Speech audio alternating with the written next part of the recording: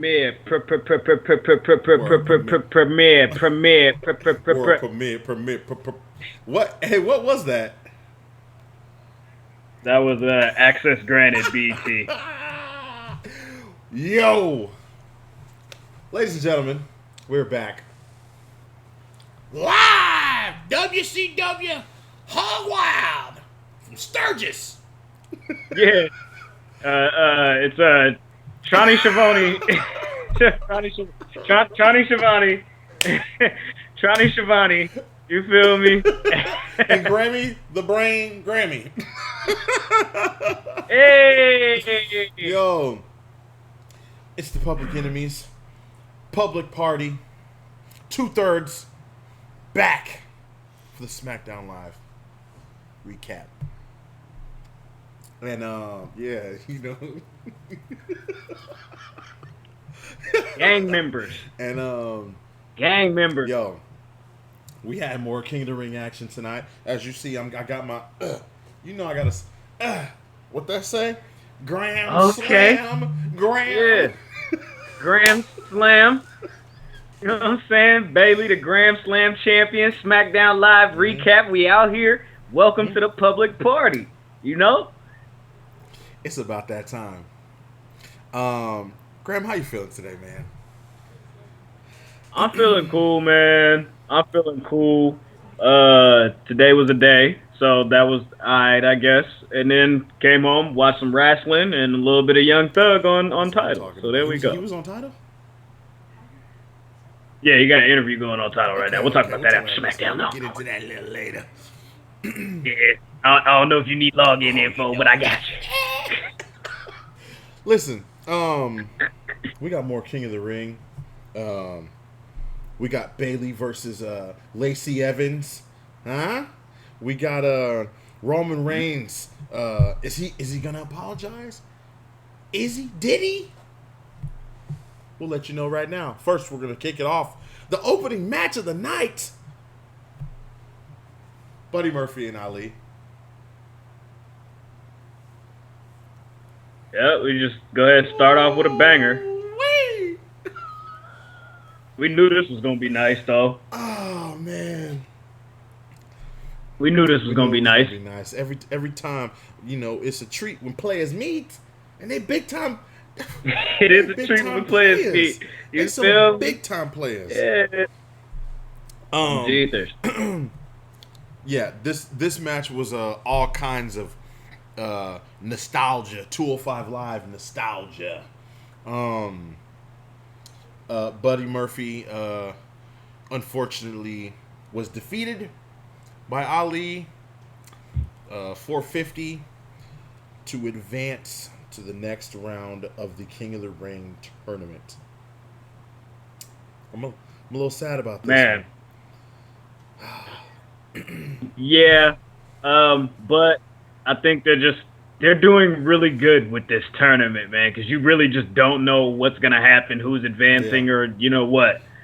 But this match was great.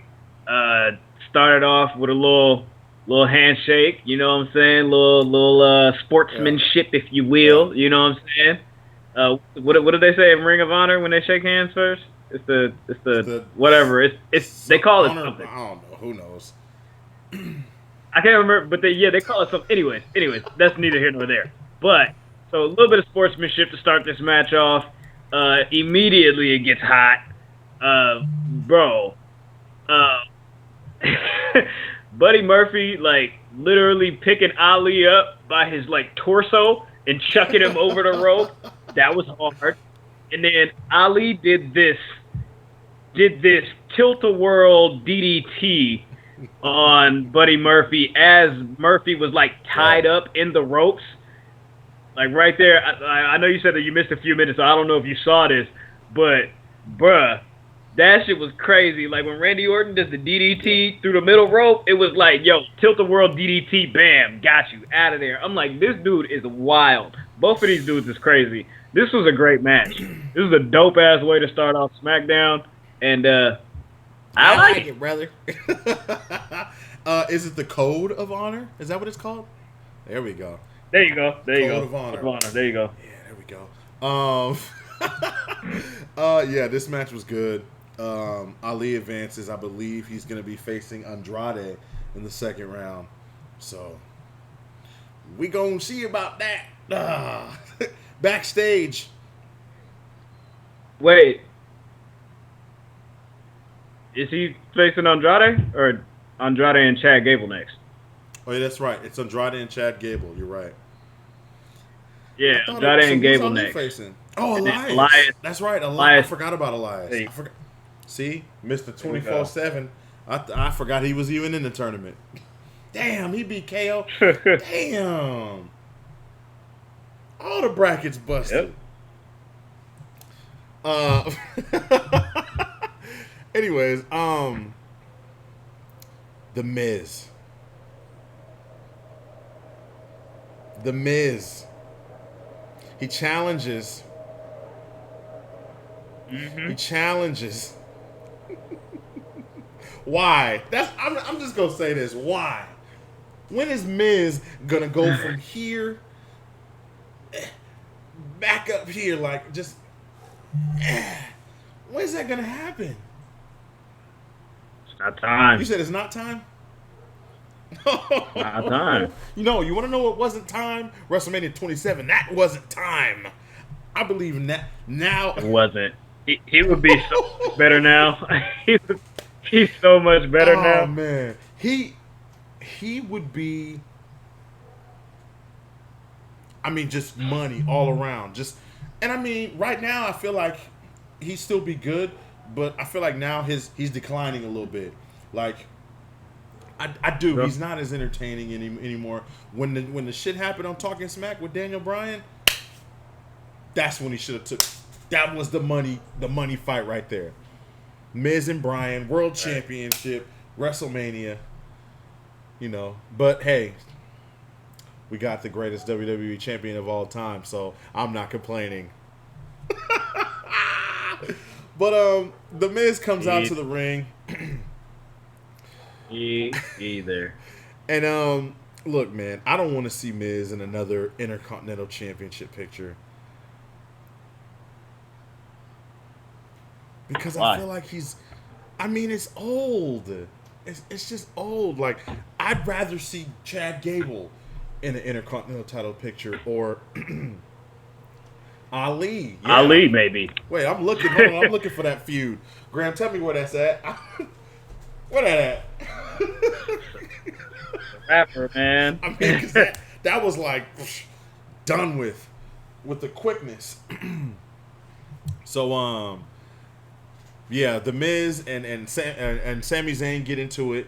What is up with Sami Zayn? And do you like this pairing, Sami Zayn and Shinsuke? I do. I don't know why yet, but I like it. Because even Sami, I feel like Sami. You know what? If Sami gets a championship opportunity out of this, then maybe. Then From who? Shinsuke, From yes. Shinsuke? Then I like it. I feel like this mix-up, this is going to kind of be like all right, well, since you keep getting involved, then we're going to put you in the match too. And Shinsuke's going to be looking like, huh?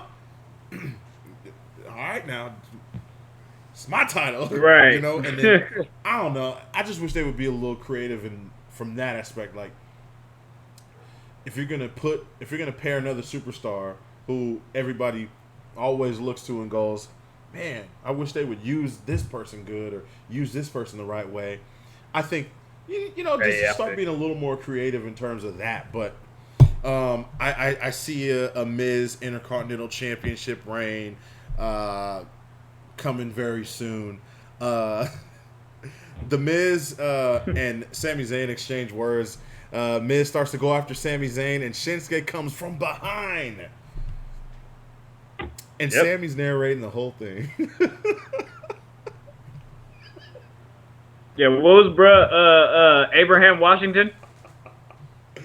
Oh man. Zayn Washington? Sami Zayn is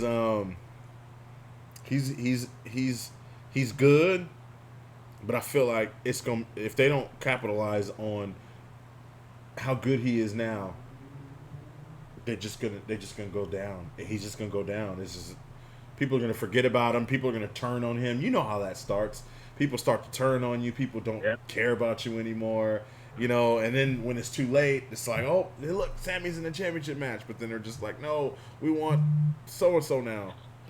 Hey, we want whoever is the next flash in the pan, yada, yada, whatever, however you want to play it. Kevin Owens confronts Elias in Shane McMahon's office. And he says that Shane isn't there. Kevin Owens, is he still trying to get this fine? What's happening here? Like, what does he want with Shane?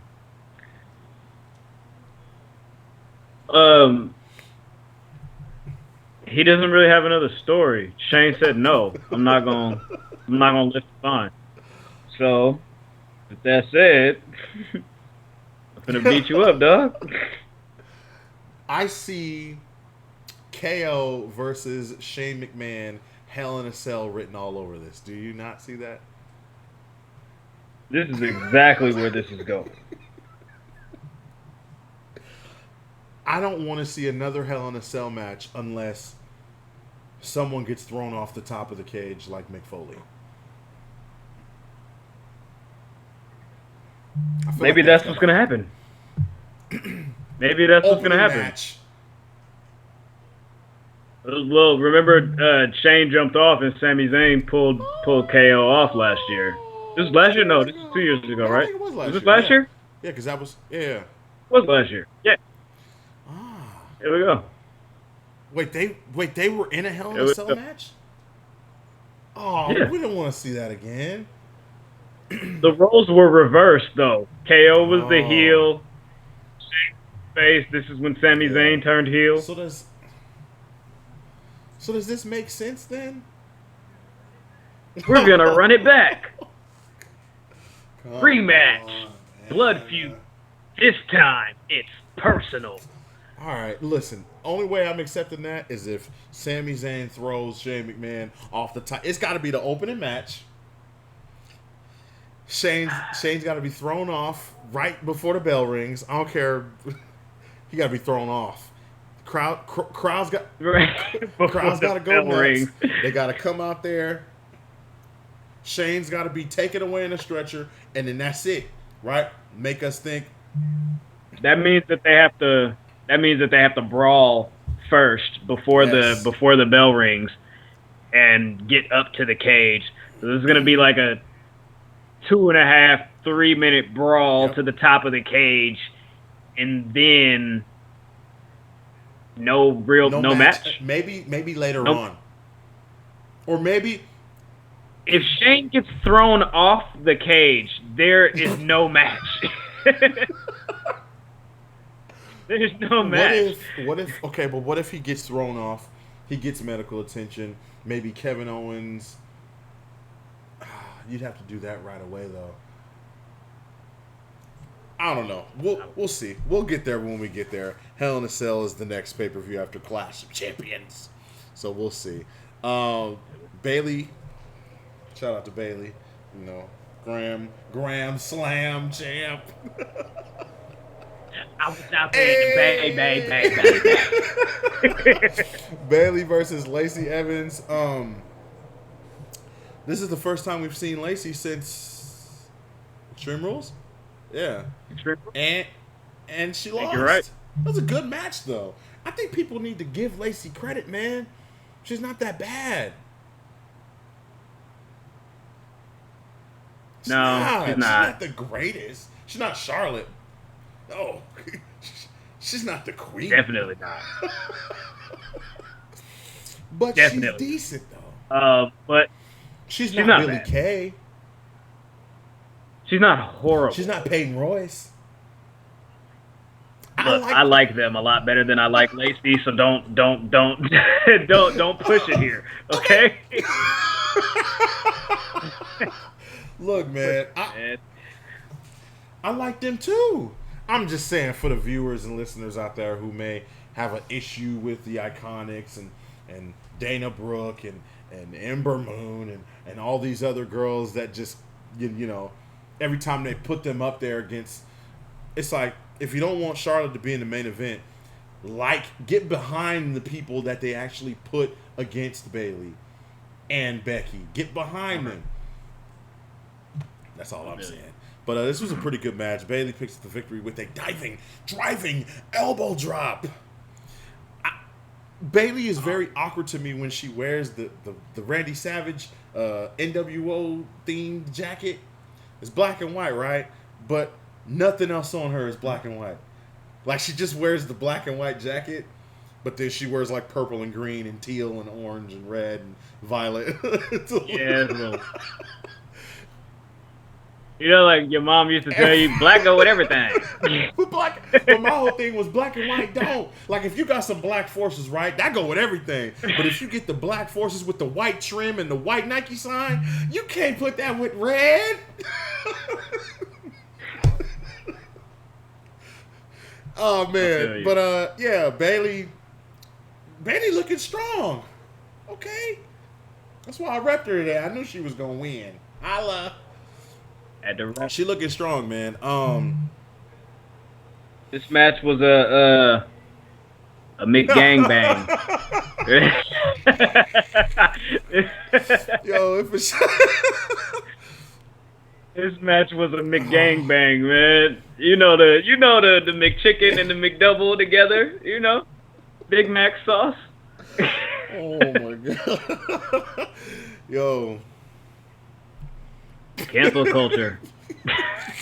Get you a McGangbang sandwich. You feel me? Since the Popeye spicy chicken joint is gone, you know what I'm saying? It's back to McDouble. McDouble today, and that shit was a McNothing. Okay, shit was thin. I said, "Why I only got one patty?" And I looked under. I said, "Oh, it's two." You should have got a Bayley versus Lacey Evans. You should have went right up in there and was like, "Yo, I need that McGangbang, man.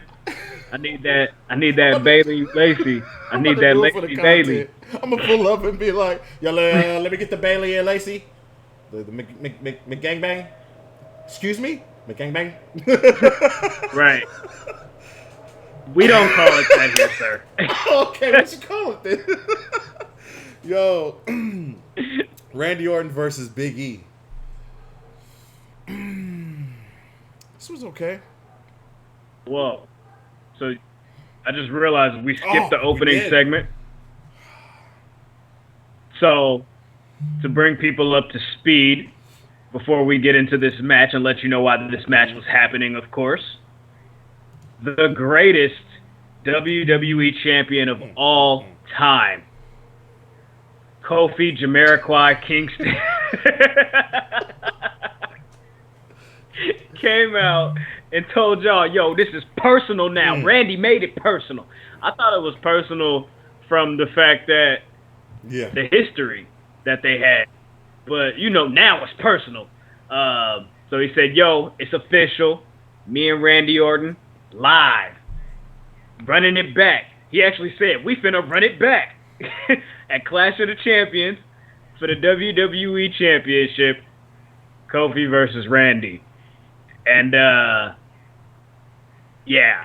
Randy got on the Titantron, was like, stupid, stupid, stupid, stupid, stupid, stupid, stupid, stupid, stupid, stupid, stupid, stupid, stupid, stupid, stupid, stupid, stupid, stupid. I'm not even going to let you get the chance, stupid. And then he... Right. I'm not even going to let you get the chance. And that's for sure. Orton 6'9". So bro was like, so he says, "Yo, I was in my hotel room. I got this letter pushed underneath my door. You know what I'm saying?" He read the letter and it was like, "Yo, please don't do this to Kofi. You know what I'm saying? Not only is he the WWE champion, he's also my daddy." And so this letter was written to Randy Orton by Kai. And Randy said, "Oh snap, this is great. I'm staying in the same hotel as your family, so everybody know I don't respond to fan mail, but I might just want to go pay Lil Kai a visit. Little bro real quick." You know what I'm saying? I'll just go pull up on Cub. You know what I'm saying? I'm gonna pull up on him. I'm gonna pull up, right? And so, yeah, Kofi's like, nah, fuck all that. Kofi run back to the backstage, and for some reason, Randy Orton was like, I'm leaving, but he walked to like the gorilla position. So they end up fighting in there and brawling. They end up brawling in there, and then it was a pretty good brawl. Randy Orton, IEDDT. They need to bring this name back. Randy Orton, IEDDT's Kofi Kingston from table that was back there in the production right behind the stage. Bam. DDT right there on the nicest, plushest carpet that they laid down before the show started. So Big E did an interview with Caleb Braxton and was like, I'm finna serve this nigga. Y'all got Kofi effed up. Y'all got me effed up. Hey, that's for sure Big E's go-to when he's serious. So I'll hand it back to you, Randy Orton versus Big E. Well, this one got started pretty quickly. Randy Orton, Big E. You know, have they ever fought before? Probably. I'm sure they would have let us know if this was the first time ever. Yeah, yeah, they would have. Randy Orton versus Big E. I honestly think that Big E should have won this match. You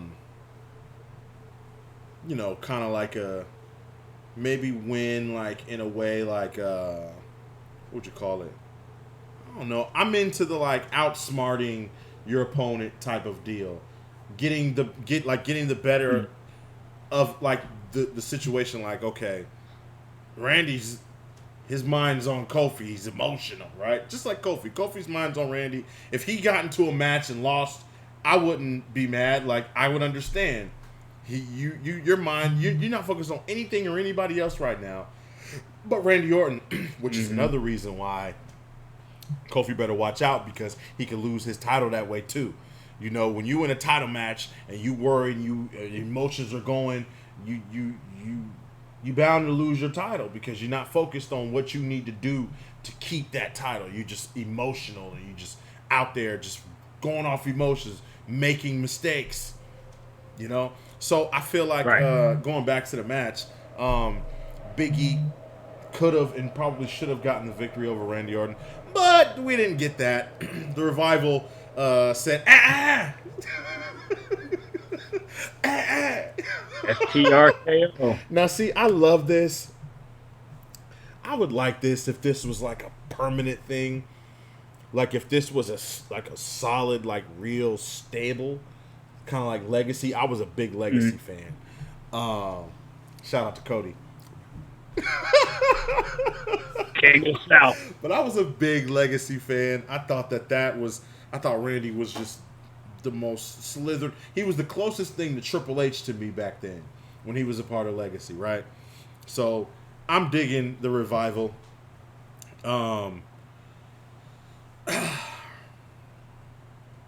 Yeah, RKO, match is over. Distraction from the Revival. And then after the match, of course, Super RKO, what they call it? I don't know what they call it.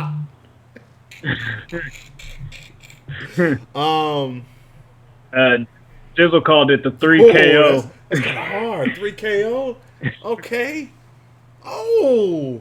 Or it could still be the RKO. Because Revival got an R in their name too. Oh, wow. The RRKO. The RRKO. Sean Ross Sapp named it the Shatter KO. That's corny, Sean. Come on, bro. But it was like Shat okay. RKO. Well, see, spelling is everything. Spelling's everything. Yeah. Okay, my bad, Sean. That's tight. I'm not gonna look now. If it was Shatter KO, that's kind of corny. But yeah, he said, "I see spelling is everything." You know. I mean,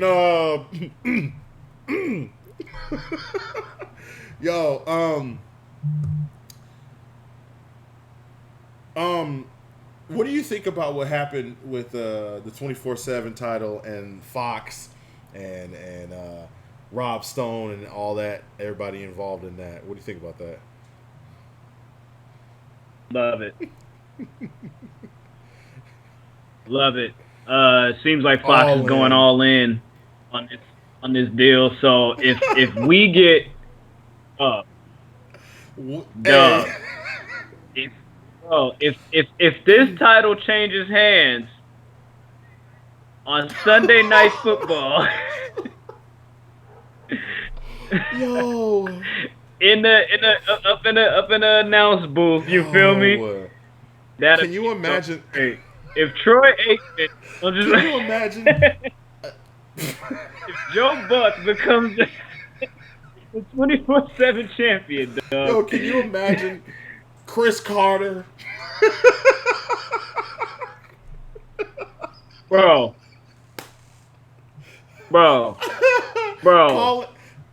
Chris Carter as the 24/7 champion would be just, oh my God, that would be amazing. Excellent content. Right. This is what I'm here for. Man, I'm here for that. 100%. Well, we got a new 24/7 champion tonight. After Elias goes over to the throne, attacked by Kevin Owens. He hits a stunner. And then he acts like he's going to pin him, which I think he should have. I think that would have been cool. I don't know. Kevin, I mean, Kevin, he needs something. I think it would be interesting if people were chasing KO through the damn everywhere. I mean, can you imagine him being at home and people knocking on his door, acting like they're like the newspaper boy, but it's actually like R-Truth? I don't know. He has kids too, so I feel like it'd be great content, but I don't know if Kevin's down with that. So probably not. Kevin Owens is a funny guy, so I think giving him some 24/7 title, yeah, he's a funny guy. Yeah, I'm ready for them to switch up the 24/7 title. They're being very WWE with the 24/7 championship right now. Shout out to Cody and the Young Bucks. Very WWE. No, that's a WWE move. Let's not do that. Oh man. I want to say this. So Drake Maverick became 24/7 champion tonight. After Kevin Owens just lays him out, our troops. Yo. So Elias is laid out, right? And he's, staring up at the lights. Dead to the world. And for some reason, he reaches behind his back and unfastens the 24/7 title. Dog, stay in your lane, my G. You work on your job, and you stay there and be dead. It is not your job to take the title off of you. What is wrong with you? It's the same thing. Do that? It's the same thing like when Lesnar beat up Seth, and he had just enough strength to snap himself out of the gurney. Seth flying all down. Click. My man was rolling down the hallway. I'm talking about slam. Click. Yo. R-Truth shows up, gets a near fall before Drake Maverick pins and becomes 24/7 champion, and then he runs away. You know what I liked about this, though? They really put over the stunner here. They really put the stunner over. Elias was down for a minute. I mean, aside from the part where he took his belt off. Going back, okay, so now that you said stunner, going back to Shane and KO real quick. Do we see a stunner from Shane on KO? Vince McMahon style? Ooh. Oh, gosh. Please don't. These guys have been really feuding for a whole Yo, year. Like, I like it. you know what I'm saying? They've really been feuding for a Why whole don't you think year. people like it? Because I think just people are just Shane overload. Okay. I think that's what it is. You know what happened? At the end of the day, I just think I it's a think Shane. the best in the world trophy shit is what buried Shane into the ground. People were fine with him before then. That best in the world trophy when he, because it was Miz, right? That's how him and Miz got into it. They were tag team. Yeah, all of that. Yeah. Well, then he turned heel right after that, didn't he?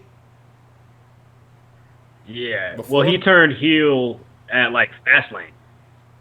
He didn't turn heel until Fastlane because remember him and Miz had the tag title. Oh, so too. who did he replace in the best in the world? Oh, okay. He replaced Miz. Okay. And that was after he had turned heel. And then that's how they became. That's how their friendship. Oh yeah, like, that's right. And then he turned heel after though. Okay. At Fastlane. After they lost the straps to the Usos. Yeah. Whoever they lost to, they lost. All right, makes sense. But yeah, enough of KO and 24 and Elias and all that. Chad Gable and Shelton Benjamin. Awesome.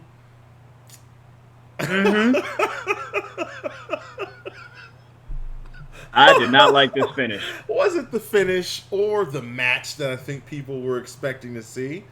For it to go on so late in the show too, I for sure thought, man, this is going to be a killer, right? This was one of the for Baron Corbin to have a better match. Bro, for you to have Shelton Benjamin and Chad Gable in a main event spot in the King of the Ring tournament on SmackDown, I just felt like, I don't know if they needed more time for this or what, but this was, in my opinion, and correct me if you feel like I'm wrong, all of y'all out there in viewer land, you know what I'm saying, that showed up to the public party, y'all talking about, correct me if I'm wrong, but this had a lot of potential, and in my opinion, it ended up being the worst first round match that we've seen. It was pretty bad, man. And you were just about right, like. Oh, wait. We had KO and Elias last week. It was not that bad. I'm just, because you know, right in there. Okay. Whatever. This match was disappointing. Again, like we said, we thought it was going to be a little longer, a little better. I mean, Shelton Benjamin didn't even get an entrance on TV, for Christ's sakes. Okay, so I tweeted, and I don't know if this is true or not, but I felt like this is Shelton Benjamin's first TV match since he found that gun in his glove box. And, like, it probably isn't, but I just feel like he's been so few and far in between on SmackDown, and then they did the whole month and a half of just looking around and not saying. The Heyman Rollins thing? Or was that Heyman and... Or was that Heyman and Rollins, or was that Heyman and Reigns? No, that was Heyman and Rollins. Was that going to be before or after? Because he had a match that night, didn't he? It might. You know what? You might be right. I think that was after the gun thing. And that was like that. I think that was like the first time we had seen him. He just popped up and we was like, oh shit, we're getting Heyman and Shelton. But that, I mean. Man, that would have been great. Heyman, Shelton, and Brock, and it was short-lived. We didn't even see Brock and Shelton interact at all. You know what I'm saying? So I wish they wouldn't have dropped the ball on that. But go ahead, real my quick bad. Before we get into the last segment, out of all the guys that Heyman had, he had Brock, Punk, Axel. Who else did he have? Cesaro. Did he have Cesaro? Yeah. Yeah, Cesaro. Yeah, right too. I mean, Punk was good. Brock is Brock. Okay, so out of Ryback, Axel, and Cesaro, who do you think would have been the one to fit with him the best? Cesaro. Okay. Yeah, I think Cesaro too. I liked Curtis Axel because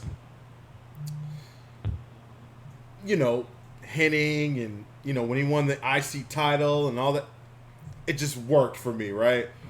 Yeah. Ryback, no, that ain't working. That ain't working. But Roman Reigns, did he apologize?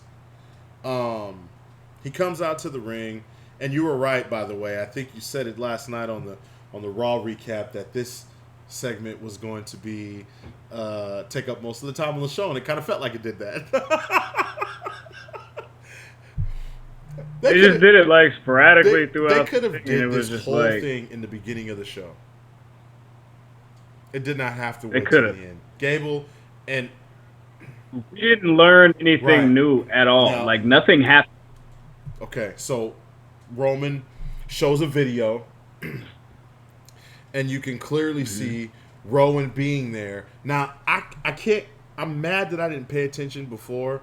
But was Rowan always there, or did they just insert him there? I don't know. Well, Rowan was there because they had the shot of him, walking through. But I don't know if maybe they grabbed like an extra camera angle like after the fact, or if they already had this camera angle in the tub. The cameras were shifting and shaking and changing so much. You can't even really, at least the first shot, There was 6 camera angles in 3 seconds during that. Yikes. Why? Okay, well, he showed video of Rowan being there when he was first attacked, and Daniel Bryan just starts slapping the shit out of Rowan. Yeah. Rowan's used to this, though. Rowan is used to this. If anything that you know about Roman, Roman can take a slap. Stephanie McMahon, step up to the plate. Let's see what you got. Oh, what I'm saying? Now, it's like he's going through the whole game, like, what I'm saying? And Stephanie McMahon is the final boss. Right, you ready? Right. She's cupping that thing. You feel me? Like, you might want to be cool. Who did she slap? Rowan? She slapped somebody, and then she said, yeah! And then she slapped him a couple more times. Was that Daniel? I think it was Daniel Bryan. She slapped him a couple of times. And he was laughing, like he was smiling, though. Yeah, that's crazy. He definitely got his slapping tips from Stephanie, because tonight he was slapping the shit out of Rowan. Yeah, he didn't slap Rowan like a vegan. Slapped him like a pimp, nigga. Get the fuck out of here. Right. Come on, Powder. Wow. Slapped him a couple times. Hey, Daniel, don't nobody do that now. Don't nobody make that barbecue cauliflower like you. Man, Rowan leaves. Daniel Bryan comes out to the ring, and he says that he had nothing to do with it. He didn't know anything. He said Rowan betrayed him. He hates liars. He does not like liars. And for that, he got a spear. And that's it. We still don't know who did it. We know Rowan was there. But he didn't do it, obviously. I mean, he may have knocked a couple boxes over, but that's it. Maybe. It looked like he knocked a couple boxes over, but that's it.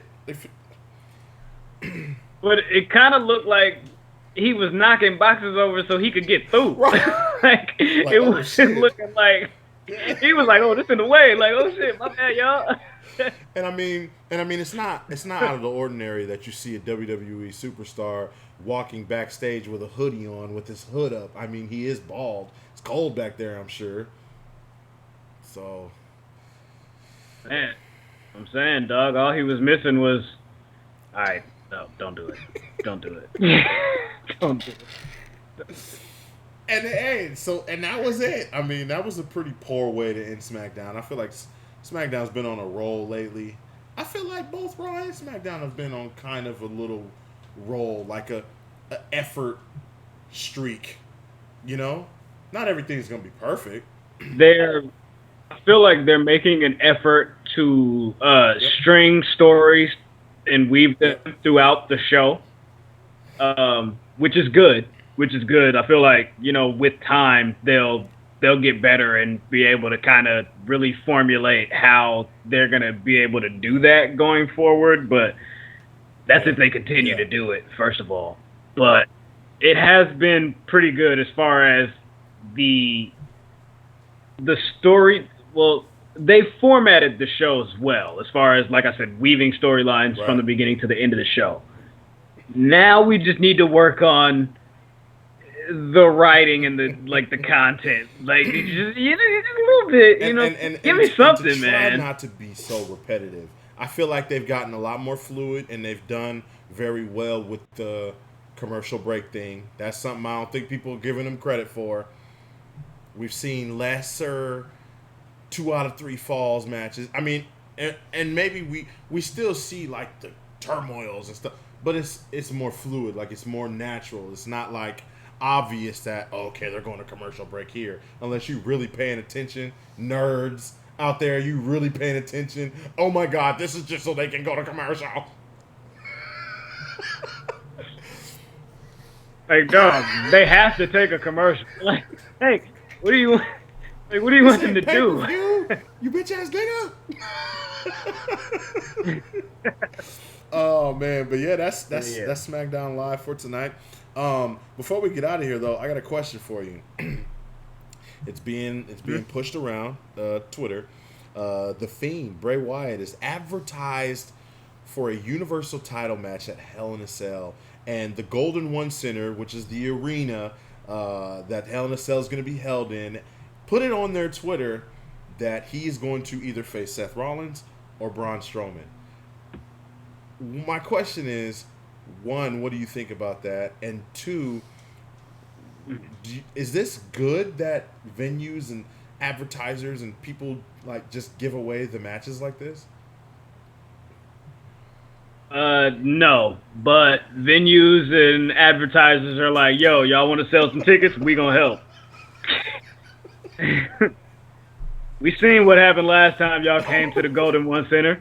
We had to tarp off some things, all right? Y'all need a little bit of assistance. We just gonna tweet this out. And on top of that, did they say that it was a Universal Championship match? Yeah, I think so. Did they? Let me check. Get ready, WWE fans. The Fiend, Bray Wyatt, challenges Rollins, WWE Rollins, or Braun Strowman to a Hell in a Cell match. Get your tickets now. Stay tuned. So it doesn't say it's a Universal Championship match. I mean, Ray Charles could see that it's a Universal Championship match.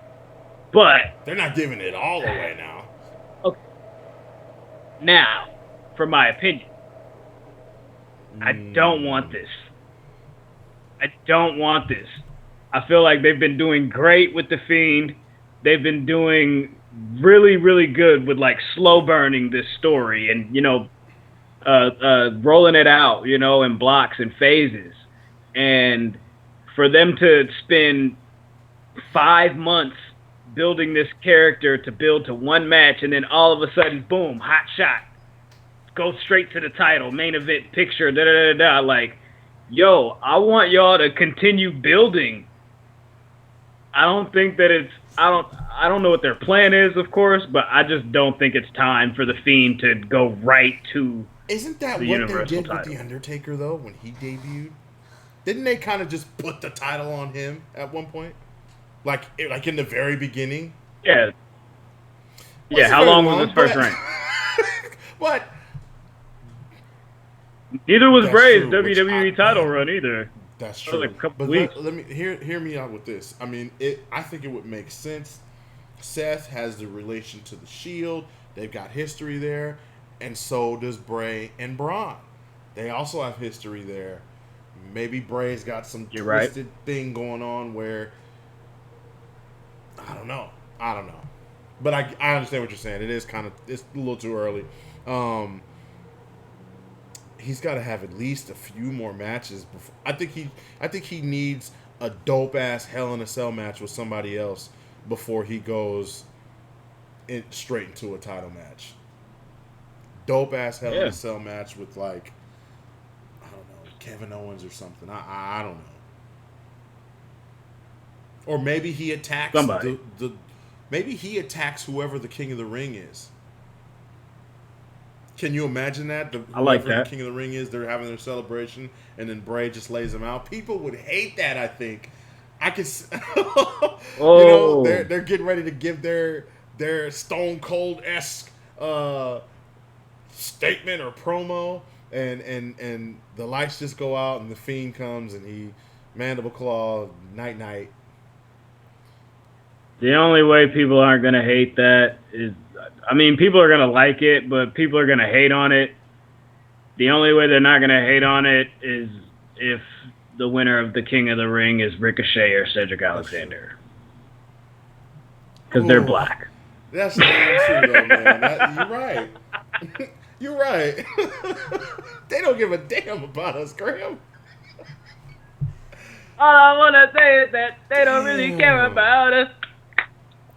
Hey, yo, we need. All right, I'm done. I'm about to make. Listen, I'm joke, remaking. people.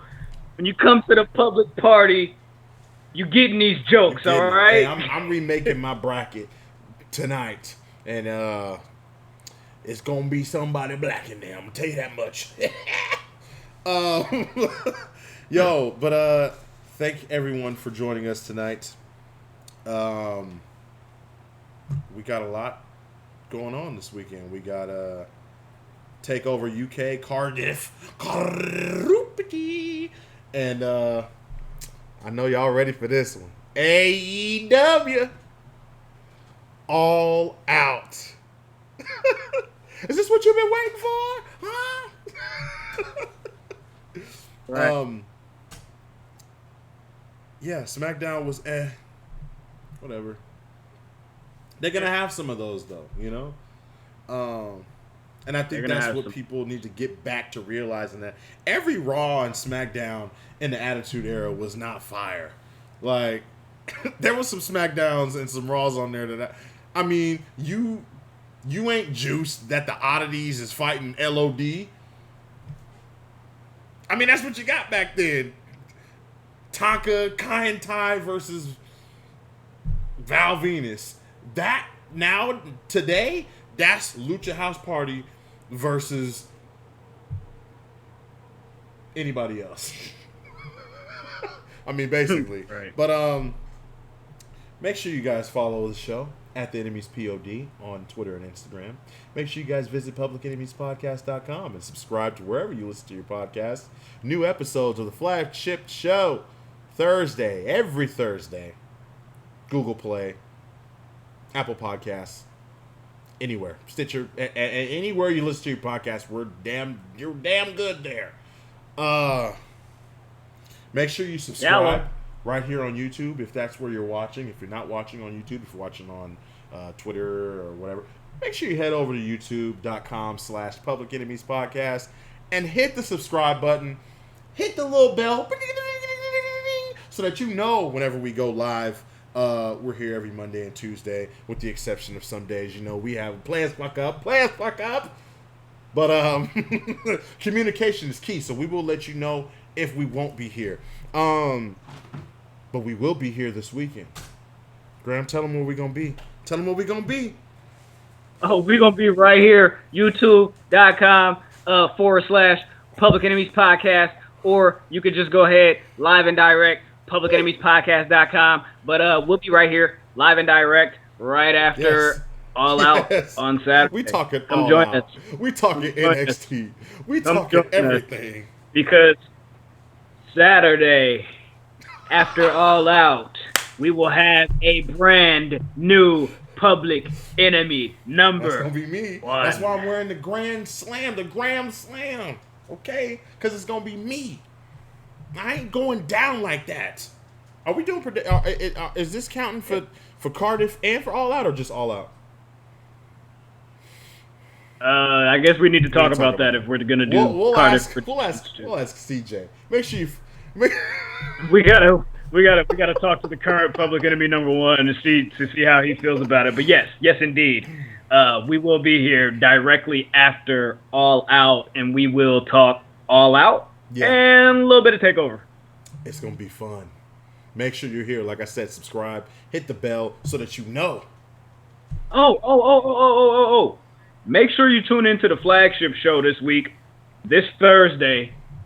again, wherever you listen to podcasts, we will be doing our all-out predictions. Yes.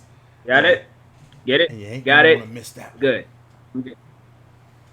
We appreciate you guys for joining us tonight. It's the public party, Tron, GRAM, and we are out. Peace.